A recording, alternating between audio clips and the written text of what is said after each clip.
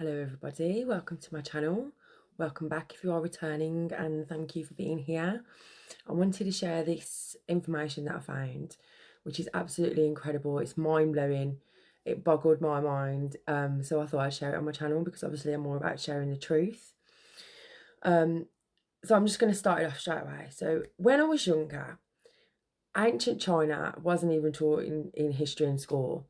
You know, we got force-fed about the Egyptians, Egyptian history, British history, kings and queens, stuff like that.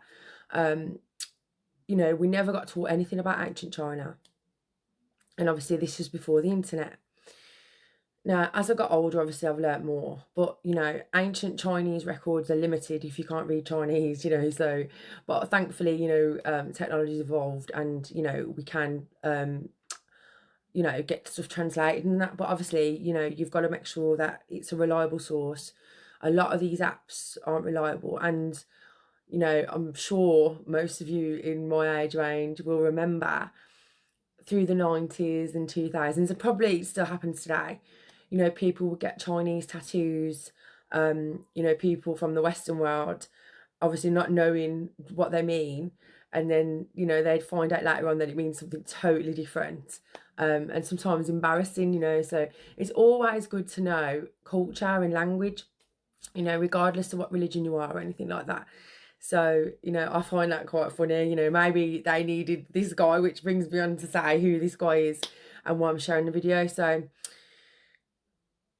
basically, this guy, from what I've researched, he's a Chinese antiquity expert. I think he's passed away now in 2011, so God rest his soul. And his name is Pastor Sammy Lee. And he reveals how Chinese history dates back all the way to 2500 BC, right?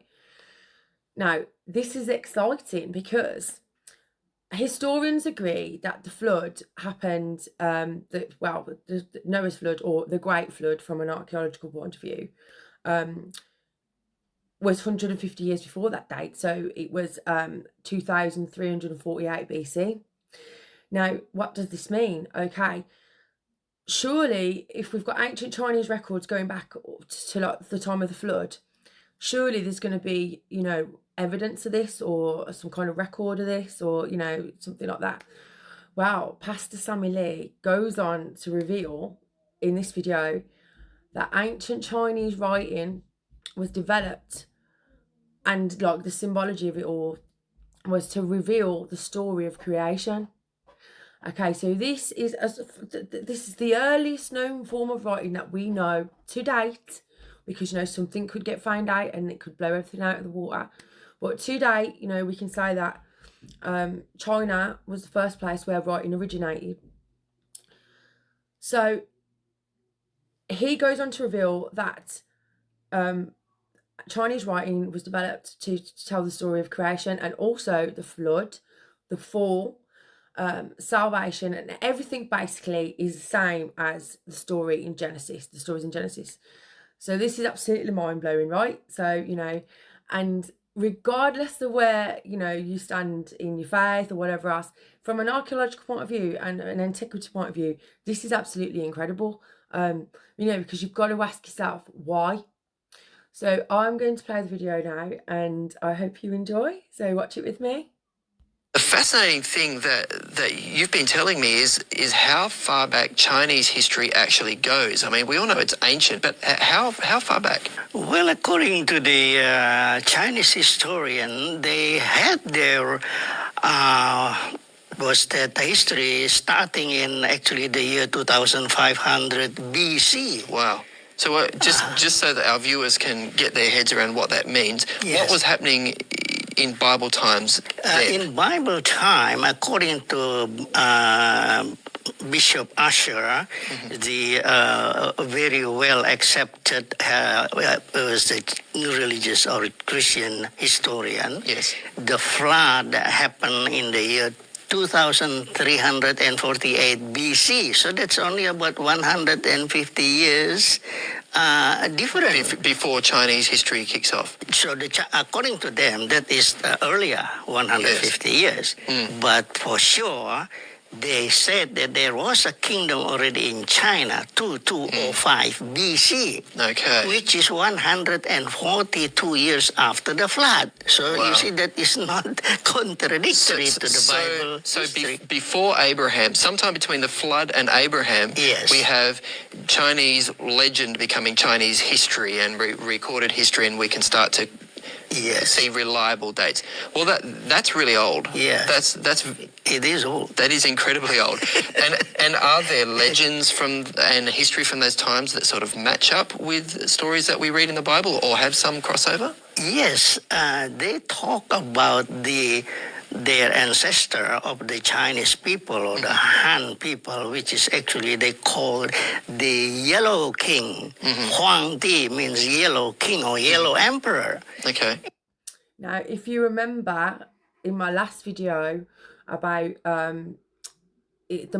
worshipping the Most High God in China, the speaker, I can't remember his name at this moment, he also mentioned the Most High God being Shangdi or Shangdai, or I'm probably not saying it right. So this is important. You see, people always say, people have just made it up of their own, to suit their own belief. But how can this be if everybody confirms, historically the same thing?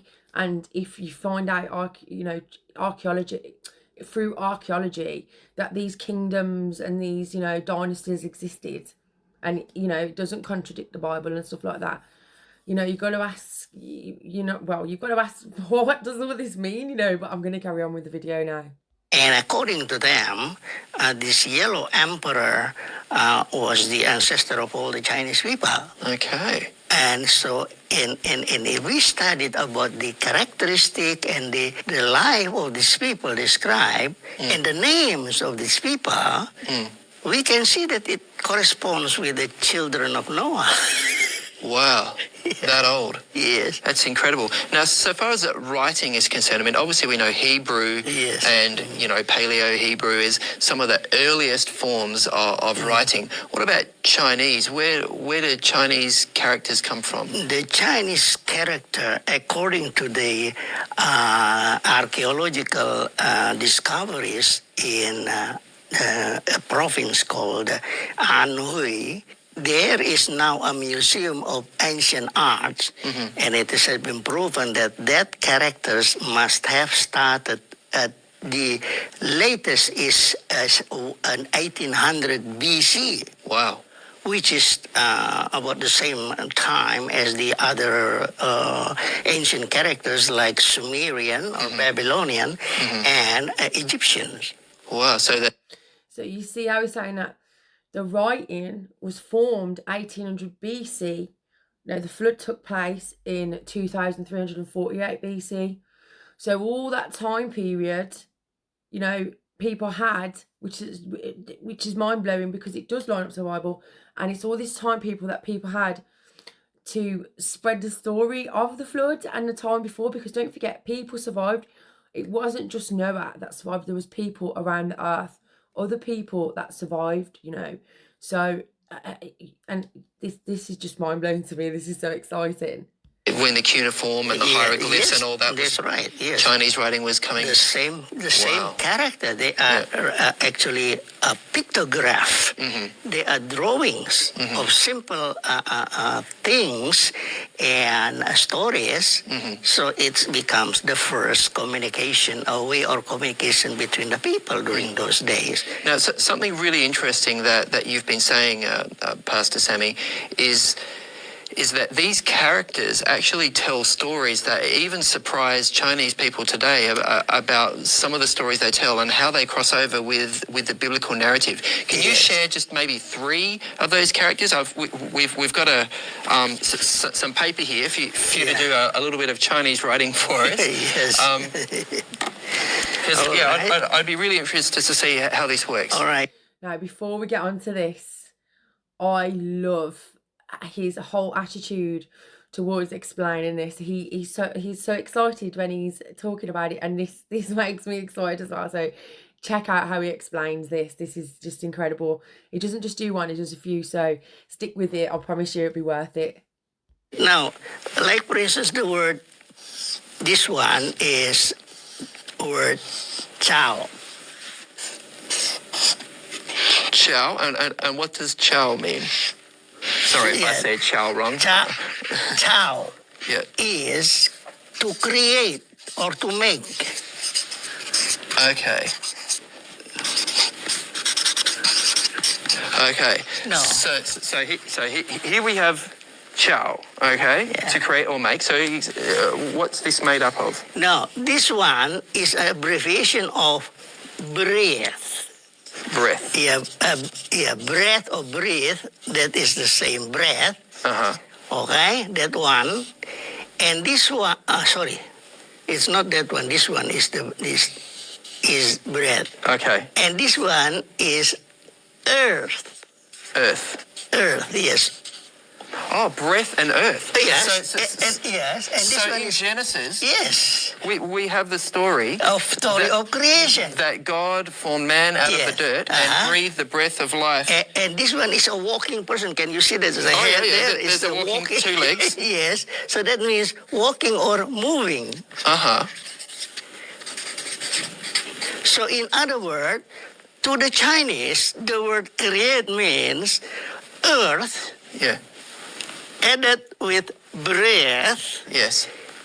it becomes a mouth. Mouth Oh, means this square is a mouth, It's isn't a it? mouth, you see? And which also means person. yeah. So a mouth is a symbol for a person. Yes. So he becomes a person that is moving right away, walking. That means there is animation there. Wow. So God breathed the breath of life Yes, into this a man that piece of earth, which is he made from the piece of and earth. he made a living, And he walking made soul. a walking. That's incredible. That's incredible. That is amazing. Okay.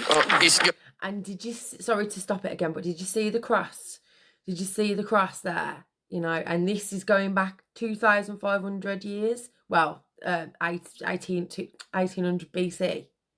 It's incredible. It's absolutely incredible. You got another one for us? Yes. All right. And then, when and God created Eve, Yes. this one is a garden. Now look at that. That one is the earth, right? Yes. Earth. And underneath the earth is a mouth. It's become a person. And that person is the first person. And from the side of the first person comes the second person. From the side. So Eve being formed out of the rib of Adam. That's right. And this one is Yuan. Yuan is meaning garden. Garden. Yes. So the Chinese Yes. character for garden. For garden is earth. Yeah. Mouth means it become a human being, Yeah. or can also means that God used his mouth to create the first human being, Yes. and the second one coming from this side, and this is happening in the garden called the Garden of Eden. So the Chinese character for the word garden has this Garden of Eden story in there. That's right. That's incredible. One more. Yes. And then the devil comes to tempt them.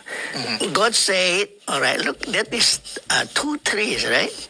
Two in trees. the past, the tree is like that. Yes. Okay. There is the roots. Oh, yes. There's the the leaves, branches, and then yes. there's the bud going up. Yes. And that is the earth. The ground, Okay, yes. ground. So 2 trees, and underneath means sin is to prohibit. Don't do this, don't do that. Yeah, okay, to prohibit. Prohibit. No smoking, no parking. They Yes. use this same character. So in English we would use this. That's right. Exactly. Yeah. Okay. And that is 2 trees, and this is the character for God. 2 trees got underneath it is the first prohibition. Don't eat that one. Wow. So the tree of life, the tree of good and evil. That's knowledge right. of good and evil. But then, what happened if you put like that? That is again the 2 trees, Yes. and underneath is a woman. This is this means land. Lan means greedy, covetous. Greedy. Yes. So that So is you have Eve. the story of Eve. It is the story of Eve. Wow. Looking at these two trees, God said, don't eat that one. You may Okay. eat this one. But he was so greedy, she wanted the one that is prohibited too. Can we look at one more just before we finish? Yes. Salvation, I think, is one you really wanted to share with Yes. us. So that was sin. Because Yes. of that sin, tempted by the devil, and so they have to die. But then, because sin, you see, transgression. So this one is lamb. This one is I or me. And that is ye is righteousness. Righteousness. Yeah. So the Chinese character for righteousness includes a symbol of a lamb in it? Yes. And this is amazing. It includes lamb, and there is also a cross in it. A cross, okay, a cross yes. and a lamb in the symbol for righteousness. Yes. Wow. But here it is only a lamb. There are two special characters that is talking about righteousness, about salvation, about Jesus, about his death, redeeming, all these things. But look at this. This word I or me consists of actually two parts. That one is the hand. Okay? Yes. And this one on the right is an ancient spear or lance. Oh, like a trident sort of thing, yeah. Right. So the lamb is killed to give us righteousness, and I am the hand that killed that lamb. Wow. So this is like Jesus, the holy Lamb of God, Yes, on this the is cross, I being speared with a cross. by my sin. But this character was actually invented before Jesus This died on the was- cross. yes. So it's actually Far prophetic. before Jesus. It's a yes. prophetic character. Exactly, Wow. yes. Look, that is really powerful. It's powerful for me. You see how he said it's prophetic because it was before Jesus' birth. So this is incredible because it, like what he said, it's prophetic. It's not somebody writing after the fact and then claiming it to be true. This is before it even happened. You know what I mean? So this is incredible, and I wanted to share it because, you know, I never knew about any of this until I've been looking into it. And I don't think it is common knowledge, you know, especially in the Western world. You know, as I say, it's a myth saying that, you know, the Most High God and Jesus is a white man's religion and stuff like that. But really, it's not. It's not. It comes from the East. It comes from, you know, Africa. It comes from, you know, places where it's been covered now, and to make you think that it's something else. So, you know, you don't find the truth. It's deception all the way through. Like what I always say on this channel, the world is full of deception, and you know that is Satan's plan, to fill you full of confusion, to keep you from God. You know, whatever faith you have, you know, it's still the battle between good and evil. We're still in a spiritual war. So yeah, I thought, you know, I'm just going to leave that there, and I thought I'd share it because it's important to, you know, share what you find. It doesn't matter if it challenges, you know, your bias or goes against anything that you've always believed. It's good to, you know, open your mind and seek the truth for yourself, because at the end of the day, we've got free will. So, you know, let me know what you think in the comments. I'd love to, you know where everybody stands on this. You know, feel free to express your opinion. Everybody's entitled to their opinion, just the same way I am. So yeah, thank you. I enjoy it. I love doing this. You know, I really do. I feel like it's important because I was lost in the dark and I was seeking God, and I really was seeking God before God came to me and met me where I was at. And that was the last place I was ever thought I was going to find God. Really and truly it was the last place, because of obviously all my beliefs was based in the occult. So I'm just going to leave that there. So thank you very much. I'm sending you lots of love. I'll keep you all in my prayers. Take care.